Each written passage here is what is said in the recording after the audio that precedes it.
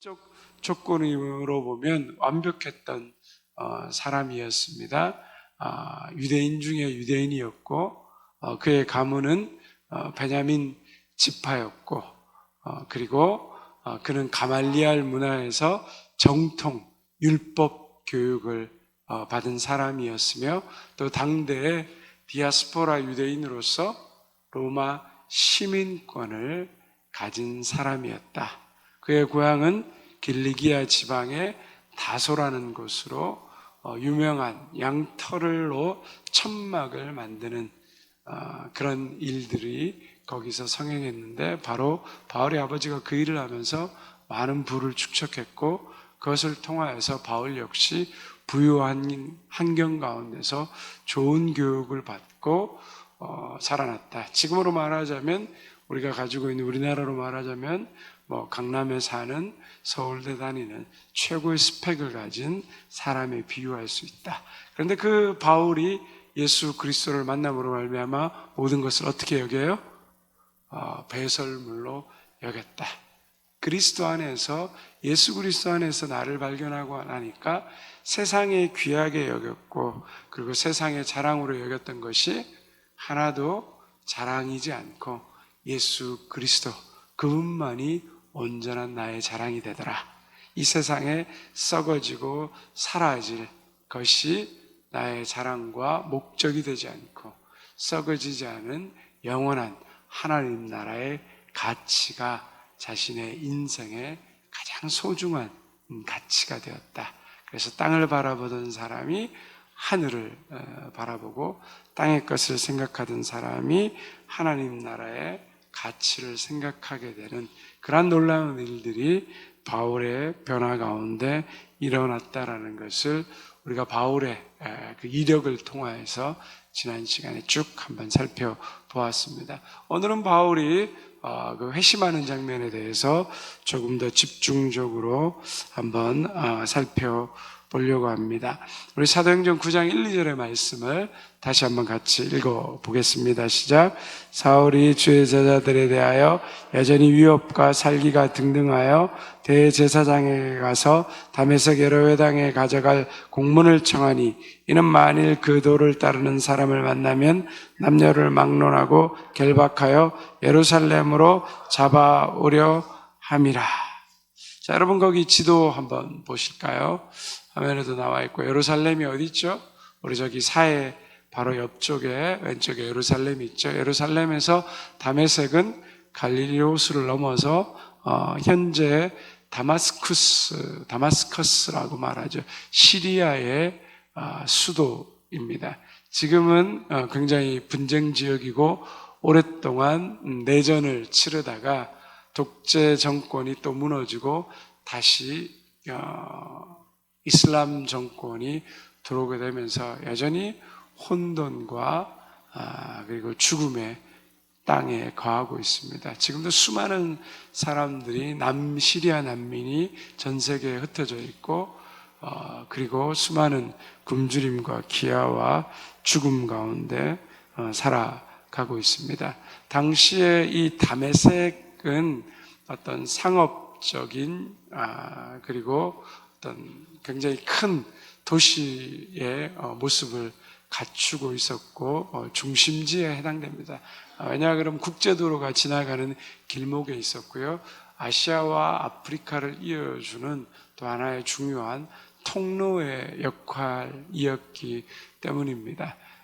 그래서 유대인 역사가 요세푸스에 의하면 네로 때 유대인들을 박해했는데, 그 다메섹에서 죽은 그 유대인들의 숫자가 박해 때 1만 500명 정도 된다고 할 정도로 유대인들이 그곳에 흩어져서 많이 살고 있었고 정착하고 있었던 거죠. 자, 바울이 왜 다메섹까지, 그렇게 예루살렘에서 다메섹까지는 한 230km 정도 되는 거리거든요. 그 먼 거리에 대제사장의 공문을 받아서 그곳까지 예수 믿는 사람들을 쫓아서 추적했느냐? 스데반의 죽음 이후에 뭐죠? 사람들이 흩어지면서 그래도 흩어지려면 어떻게 해야 됩니까? 유대인 공동체가 많이 있는 곳으로 가야 자신들이 안전함을 누릴 수가 있는 거죠. 그리고 그곳 사회에 정착할 수 있는 거죠. 그래서 다메섹으로 많은 유대인들이 흩어졌던 것 같습니다. 그래서 바울의 생각에 그 유대인의 본거지를 소탕해야지 유대인들의 예수 그리스도를 믿는 그 유대인들을 뿌리 뽑을 수 있겠다라는 생각을 가지고 공문을 가지고 가게 되는 것을 보게 됩니다. 거기 우리가 다마스커스 여러분 교재에 보면 같이 한번 읽어볼까요? 시작. 오늘날 시리아의 수도, 고대 아람 왕국의 수도, 세계에서 가장 오래된 도시 중에 하나다. 이 다마스커스는 물이 풍부하다고 합니다. 그래서 옛날부터 오래전부터 많은 사람들이 살아왔다라는 것들이 계속해서 고고학을 통하여서 발견되고 있고, 우리가 성경에 아람 하잖아요. 열왕기나 내용을 보면 아람 왕 베나닷이라고 나오잖아요. 그죠? 그 바로 아람 왕국의 수도였다라는 거죠. 구약에서 보면 아브라함과 엘리에셀 시대부터 나온다는 거예요. 그러니까 옛날부터 문명이 정착해서 도시를 형성한 곳이었다는 거예요. 아브라함 시대에 어디에 나오냐? 우리가 읽었던 그 14장에 보면 롯이 사로잡혀가고 아브라함이 318명의 군사를 데리고 추격해 가잖아요. 그때 어디까지 추격해 갔다? 성경에 보면 다메섹까지 갔다라고 얘기합니다. 그 다메섹에서 롯을 구하는 장면이 나오거든요. 그리고 아브라함의 집의 종 엘리에셀이 어디 출신일까요? 다메섹 사람 엘리에셀이라는 거죠. 그러니까 벌써 아브라함 때부터, 구약 때부터 이 다메섹은 등장하는 도시였다는 것을 우리가 알 수 있고요. 아람 왕국에 대한 이야기 계속해서 우리 열왕기 상하에 나오고 있고요. 그 다음에 선지자들의 심판에 대해서, 왜냐하면 아람이 계속해서 이스라엘을 대적했기 때문에 이사야서나 이런 내용들에 보면, 아모스 내용에 보면 아람에 대한 심판에 대한 예언들이 등장하고 있는 것들을 우리가 보게 됩니다. 자, 그리고 신약에 오면 어떤 장소예요? 우리가 가장 잘 아는 사도 바울이 회심한 장소이다. 그리고 그곳에서 예루살렘의 디아스포라, 그리스도인의 공동체가 있었던 흔적을 볼 수 있다라는 것들, 그리고 바울과의 관계는 박해자에서 사도로 변화된 결정적 순간이 바로 다메섹에서 이루어졌다는 것을 우리가 알 수 있습니다. 그래서 참 안타까운 것은 시리아에 굉장히 고대 도시, 유물이 많고 지금도 가면 그대로, 왜냐하면 발전을 못하다 보니까 그 옛날에 지었던 화려함들이 그대로 유지되어 있는데 이게 뭐 전쟁을 통해서 거의 다 파괴되고 훼손되고 있죠. 그럼에도 불구하고 우리가 한번 말로는 잘 이해가 안 가니까 여기 보면 바울을 기념해서 지은 바울 랑마 교회부터 시리아에 관한 내용들이 짧은 영상이 있어서 우리 다메섹, 이 다마스커스에 대한 영상을 잠시 함께 보도록 하겠습니다.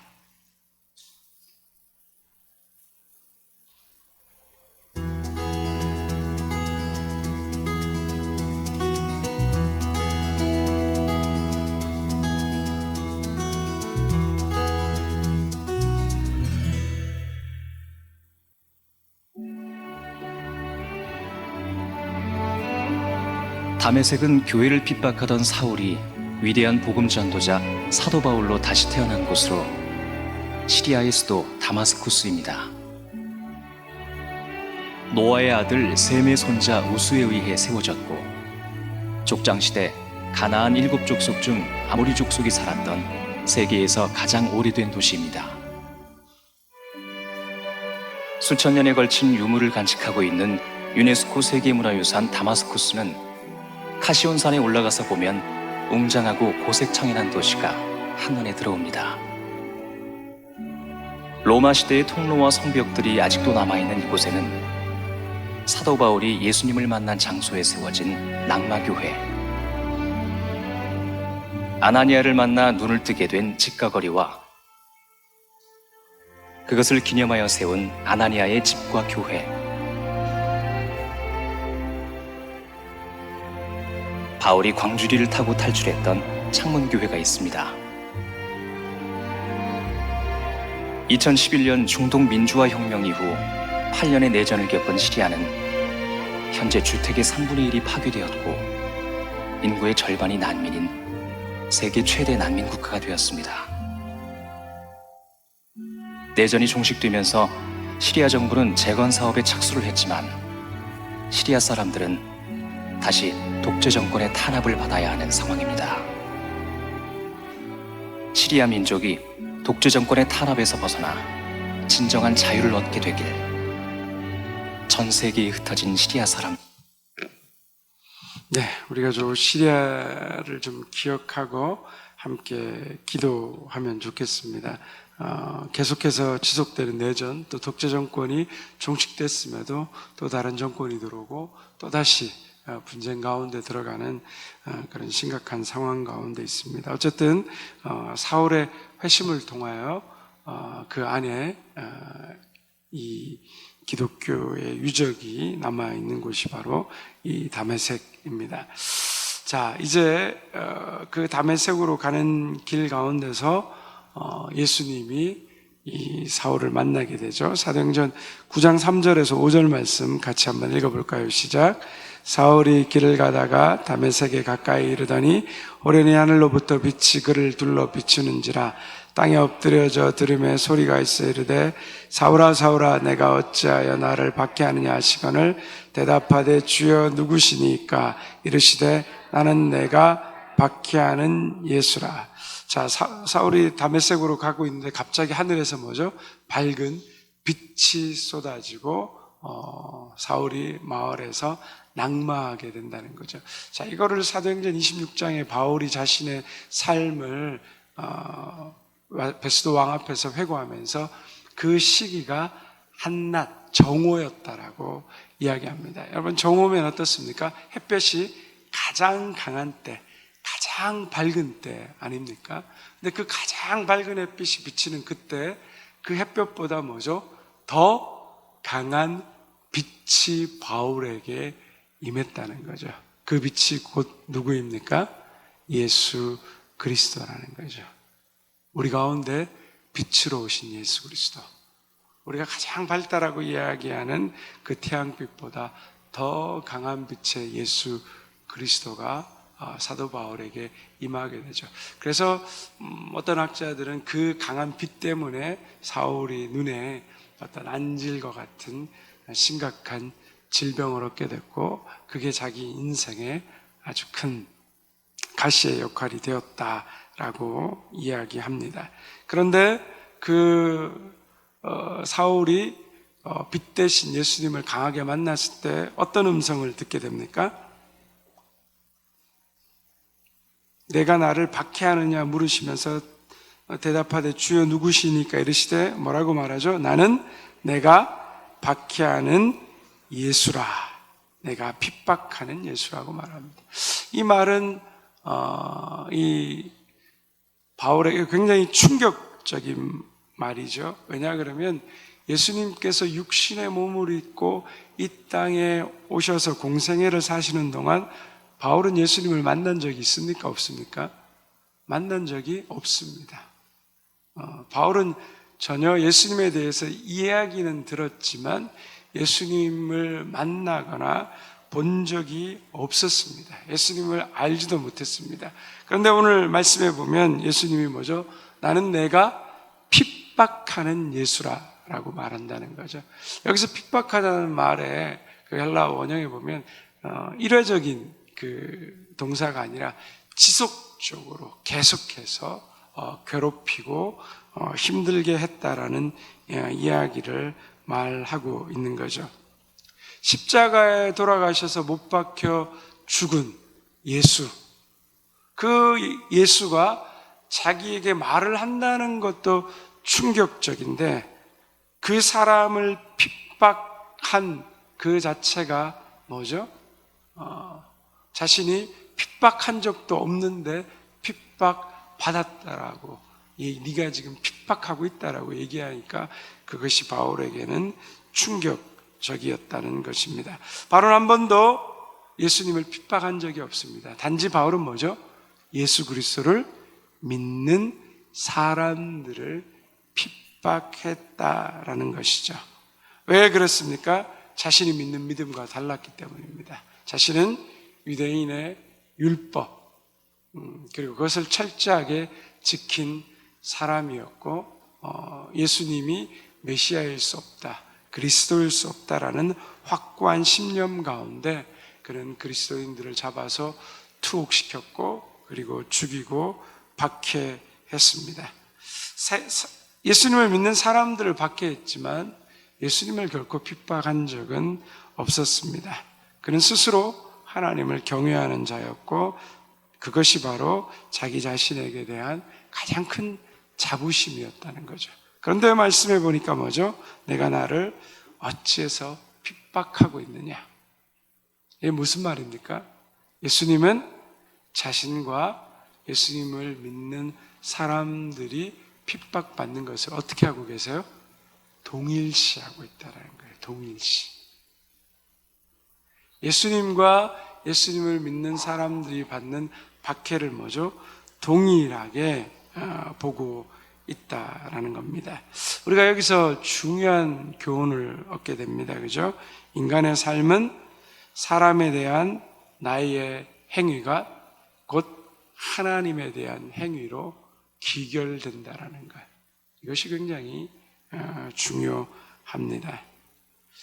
하나님을 향한 나의 신앙이 사람에 대한 그 행위와 동일하게 직결된다라는 것을 말하고 있습니다. 내가 사람들에게 행하는 모든 행동이 뭐죠? 실은 하나님을 향한 나의 행동으로 귀결된다라고 여기서 이야기하고 있습니다. 내가 사람들에게 선을 행하는 것은 곧 하나님에게 선을 행하는 것이고 내가 사람들에게 악을 행하는 것은 곧 하나님에게 악을 행하는 것이라는 것을 성경이 이야기하고 있는 겁니다. 하나님께서는 내가 나의 삶 속에서 마주치는 사람들과 그 당신과 동일시 여긴다는 거죠. 그 말씀이 어디에 나오느냐? 여러분 거기 교재에 보면 마태복음 25장 40절에서 예수님이 이렇게 직접적으로 이야기합니다. 한번 같이 읽겠습니다.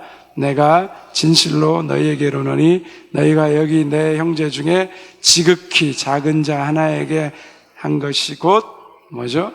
내게 한 것이라. 지극히 작은 자, 보잘것없고 하찮고 별것 아닌 사람, 무시해도 되는 것 같은 사람, 그 사람에게 한 것이 뭐죠? 나에게 한 것이라고 동일시한다는 거예요. 즉 바울이 핍박했던 그 사람, 곧 내가 그들과 똑같은 자리에 있다. 네가 핍박한 사람은 다른 사람들이 아니라 곧 뭐죠? 나는 나를 핍박한 것이다 라고 말하고 있는 것입니다. 그런데 그 핍박받는 주님, 핍박받는 사람들 그 모습 가운데서 핍박받는 주님의 모습이 동일하게 있다는 거죠. 그래서 우리가 굉장히 중요합니다. 사람을 대하고 그리고 사람에 대해서 행하는 모든 것들이 우리가 자꾸 실수하고 자꾸 넘어지지만 그 사실을 잊으면 안 된다는 거죠. 그죠? 내가 대하는 이 모든 사람이 뭐죠? 바로 예수 그리스도의 형상이고 그 하나님의 형상을 가진 사람들이 뭐죠? 곧 하나님과 연결된다. 그러니까 사람에게 베푸는 선이 하나님에게 베푸는 선이 되는 것이고 지극히 작은 자에게 행한 악함이 하나님에게 행하는 악함이 된다라는 것. 그래서 하나님께서 예수 그리스도께서 뭐죠? 바울에게 나타나셔서 그것을 가르쳐주고 계시는 겁니다. 이웃을 해치는 것은 하나님을 무시하는 것이고 결국 그 이웃을 해치는 일이 또 다시 뭐죠?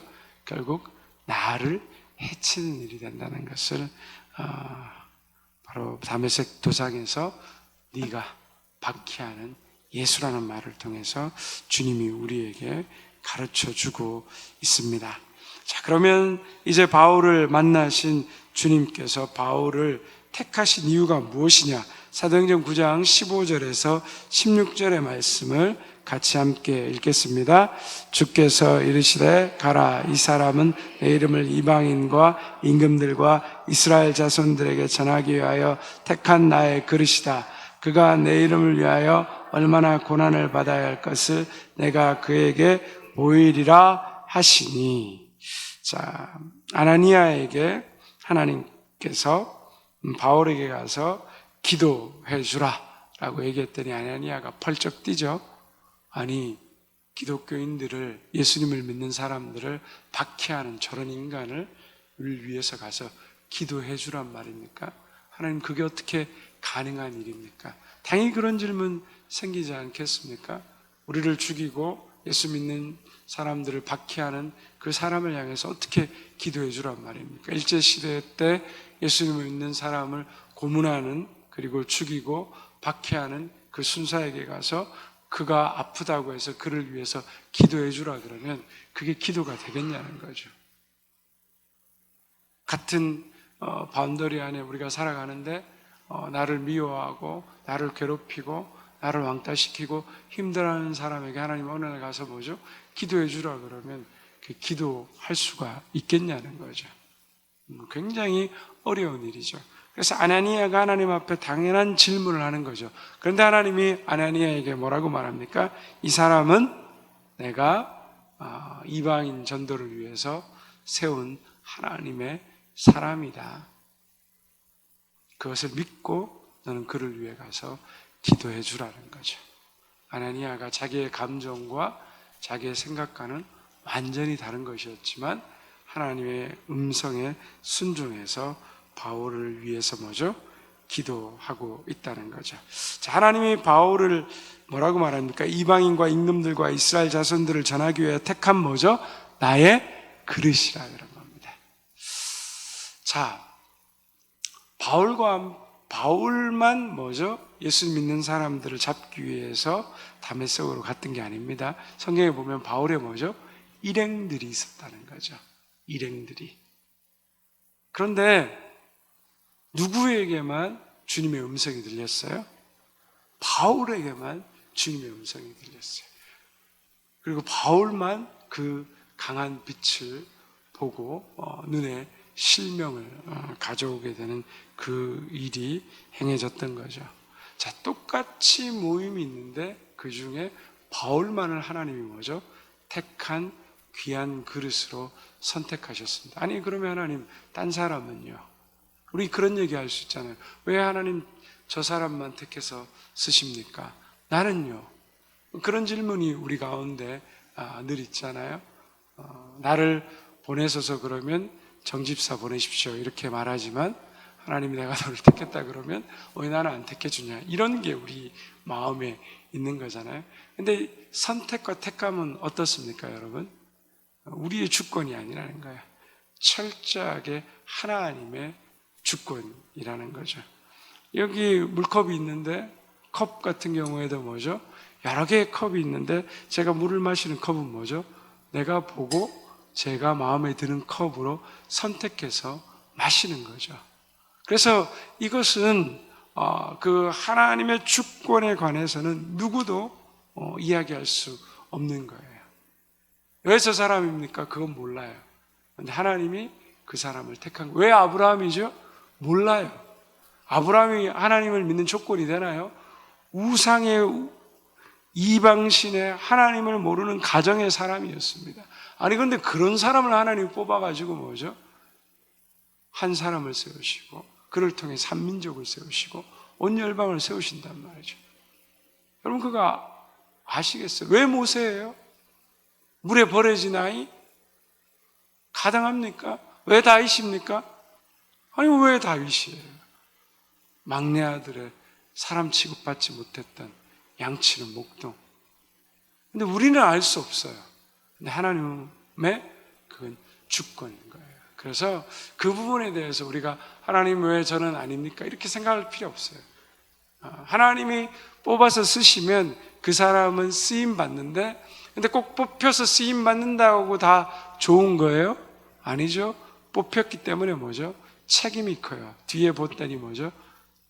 예수님의 복음을 전하면서 바울이 받아야 될 엄청난 박해가 있을 거라고 얘기하시는 거잖아요. 또 쓰임받으면 쓰임받는 대로 또 굉장한 괴로움과 어려움이 있는 거예요. 중요한 건 뭐죠?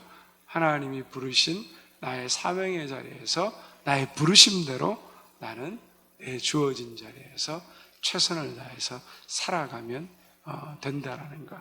그래서 왜 바울입니까? 물을 필요 없는 거예요. 이건 철저한 하나님의 주권에 있는 것이다 라고 우리가 생각하면 되는 거죠. 근데 뭐죠? 그냥 한 번 쓰려고 한 게 아니라 하나님께서 온전히 택하셔서 구별한 그릇이다라고 우리가 기억할 수 있습니다. 그래서 바울은 하나님께서 부여하신 그 임무를 충실히 수행했습니다. 바울이 이제 네 차례 뒤에 이제 살펴볼 텐데, 전도 여행을 떠나는데 바울이 다녔던 도시만도요 57개 도시입니다.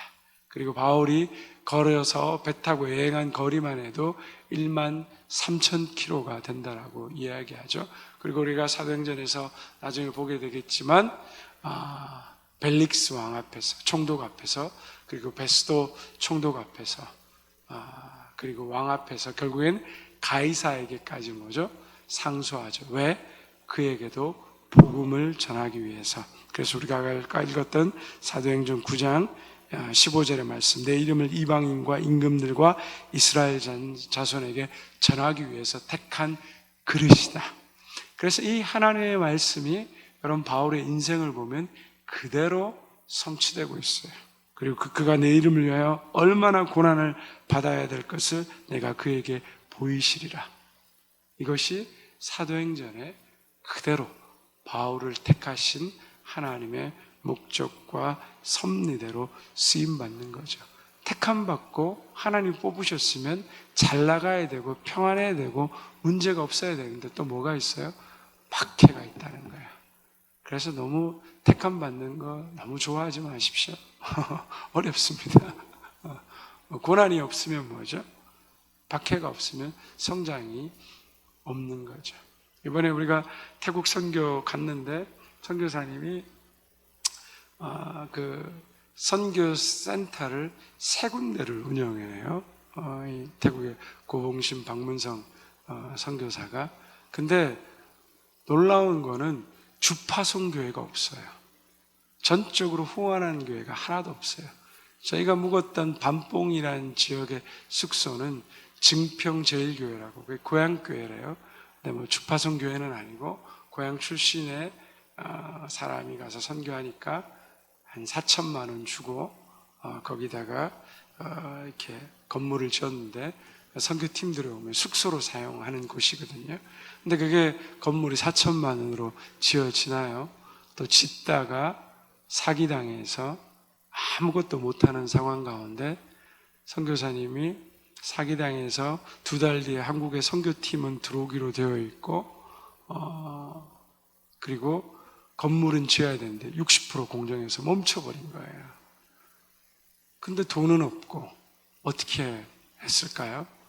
얘기하는 거 들어보니까 방석 하나 가지고 와서 비가 오나 햇볕이 쨍쨍새나 그 선교센터 짓다만 건물 나무 그늘 아래에서 21일 동안 도시락 하나 싸들고 와서 하루 종일 기도했다는 거예요.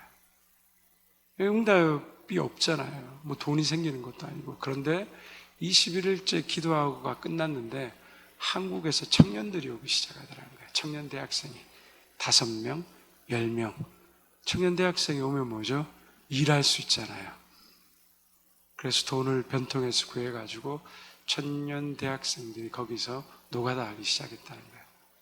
그래서 가보면 기둥들도 설계도 엉망이 돼서 기둥도 엉망이고 건물도 엉망인데 그 청년 대학생들이 그 다음부터 계속 끊이지 않고 얘들이 10일 2주 선교하고 돌아가면 그 상황을 아니까 지네가 돌아가서 아르바이트해서 헌금 붙이고 또 다음 팀들이 들어오고 그렇게 수두 달 만에 나머지 40% 선교관을 완성했대요. 그래서 한국 팀이 들어와가지고 거기서 선교 예배드리고 선교하고 또 다른 지역에 있는 선교센터도 다 개인 후원자들이 통해서 하나하나 자기가 한번 건축에 실패하니까 건축을 공부하고 인테리어를 공부하고 해서 자기가 또 그쪽에 하나님이 또 한 사람 건축 전공한 태국 사람 붙여주셔가지고 그 사람과 함께 건물을 하나하나 세워갔다는 거예요.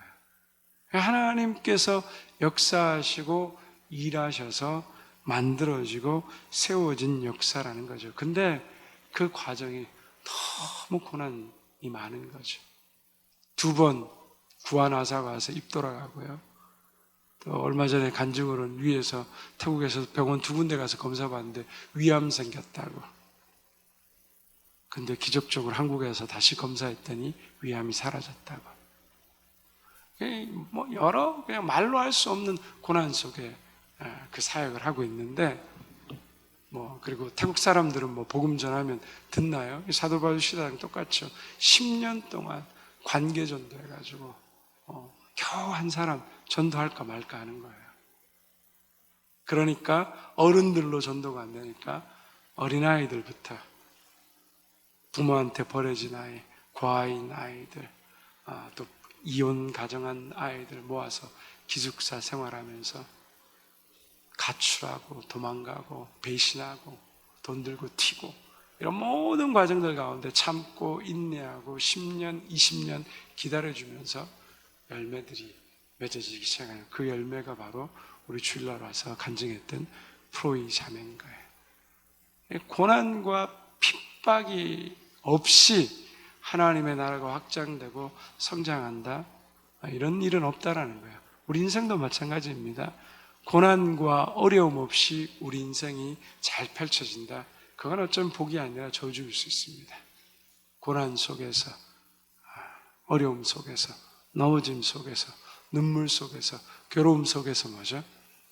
우리가 하나님 앞에 엎드리게 되고 항복하게 되고 하나님을 알게 되고 그 인생이 만들어지고 세워지게 된다라는 거죠. 근데 중요한 건 뭡니까? 여러분, 얼마나 대단합니까? 바울이 어떤 사람이었습니까? 9장 1절에서 예수 그리스도를 믿는 사람을 뭐죠? 핍박하고 죽이는 사람이었다는 거죠. 그런데 15절에 와서 뭐라고 말하고 있어요? 그 핍박자와 죽였던 박해자가 뭐라고요? 내 이름을 위하여 이방인과 임금들과 이스라엘 자손들에게 뭐죠? 복음을 전하기 위한 나의 택한 그릇이라는 거죠. 여러분, 여기에 어마어마한 반전이 보이십니까? 여러분, 이게 하나님의 역사라는 거예요. 이게 복음이라는 거예요. 박해자가 뭐가 돼요? 전도자가 되는 거예요. 예수님을 믿는 사람을 박해했던 사람이 예수님을 위해서 뭐죠? 박해받는 인생으로 변화되는 거죠. 이것이 복음입니다. 바울이 뭐라고 말합니까? 여러분, 거기 디모데전서 1장 15절 말씀 한번 같이 읽어볼까요? 시작. 믿보다 모든 사람이 받을 만한 이 말이여, 그리스도 예수께서 죄인을 구원하시려고 세상에 임하셨도다. 죄인 중에 내가 괴수라. 죄인 중에 괴수라는 거예요. 자기가 돌아봐도 자기 인생은 예수 그리스도 하나님을 믿는 사람을 박해하고 죄인 중에 괴수, 죽을 수밖에 없는 인생이었다는 거죠. 그런데 하나님이 어떻게 하셨어요? 그를 구원하셔서 건지시고 위대한 복음 전도자로 세우시고 만들으셨다는 거죠. 바울이 지금 이야기하고 있는 것은 무엇입니까? 내 인생, 내가 내 이렇게 열심을 통하여서 나의 노력과 나의 능력과 나의 실력으로 여기까지 왔다는 것을 얘기하는 것이 아니라 모든 것이 뭐죠? 하나님의 일하심이라는 것이. 내가 복음 전도자가 된 것, 이방인의 사도로 부름받은 것은 내가 그렇게 하겠습니다. 주님, 나를 시켜주십시오. 그렇게 해서 그 위치에 온 것이 아니라 뭐죠? 하나님이 그를 부르시고 인도하시고 세우시고 훈련하시고 하나님이 바울을 바울됨의 자리까지 오게 하셨다는 거예요. 우리의 자격, 조건이 아니라 하나님의 선하심, 하나님의 자비하심, 하나님의 능력으로 이루어진 일이라는 거죠. 그것이 복음의 특징이라는 거죠. 우리가 죄인 되었을 때 뭐죠? 우리를 위해서 예수 그리스도를 보내신 분이 하나님이시라는 겁니다. 우리가 우리를 위하여 오신 예수님을 십자가에 못 박는 것을 알고도 뭐죠? 그 아들을 내어주신 분이 하나님이시다. 우리가 이 사실을 알고 있냐는 거예요. 우리가 얼마나 큰 은혜를 입고 우리의 노력과 우리의 의지와 우리의 의로 된 인생이 아니라 철저한 하나님의 일하심 가운데, 하나님의 이끄심과 인도하심 가운데 오늘 내가 여기 있다라는 거예요. 십자가에 죽으셨으나 그 죽음을 뛰어넘어 부활로 우리를 불러 모으신 분이라는 겁니다.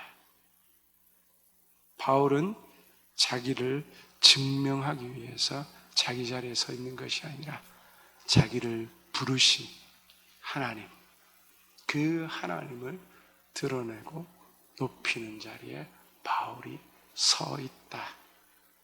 바로 바울의 인생을 보고 우리가 깨달아야 되는 것. 바울의 인생을 향한 하나님의 일하심, 하나님의 인도하심. 오늘 마찬가지 하나님께서 우리의 인생을 통해서도 동일하게 일하신다는 거죠. 그 태국의 영혼의 가운데 복음을 전하지 않으면 누가 그 사람들 예수 그리스도를 알겠습니까? 그 죽어가는 영혼들이 뭘 알겠어요? 그냥 그렇게 살다가 인생이 죽고 그들의 바람이라면 불교국 가니까 윤회해서 다음 생에는 조금 더 좋은 거 태어났으면 좋겠다. 그렇게 말하더라고요. 프로이가 저한테. 그런데 뭐죠? 복음을 듣게 하시고 깨닫게 하시고 알게 하시고 하나님이 보내셔서 오늘 그 딸을 그 자리까지 만드셨던 것처럼 우리도 죄인 중에 괴수였고 우리도 예수 그리스도를 알지 못하는 그런 인생이었는데 뭐죠? 내가 오늘 이 자리에 있는 건 나의 의와 자격과 조건이 아니라 철저한 하나님의 일하심, 하나님의 인도하심 때문에 내가 이 자리에 있는 거죠. 내가 이 자리에 있다는 것은 뭐죠? 하나님께서 나는 넘어지고 부족하고 또다시 죄를 짓고 반복해서 그런 연약한 인생 가운데 있을지라도 궁극적으로 하나님의 일하심은 우리를 어디까지 인도하세요? 예수 그리스도의 날까지. 내가 그리스도 안에 있다면 나를 하나님의 영광과 찬송이 되는 그 자리까지 반드시 인도하실 것이다. 우리의 소망과 믿음은 바로 거기에 있어야 된다는 거죠.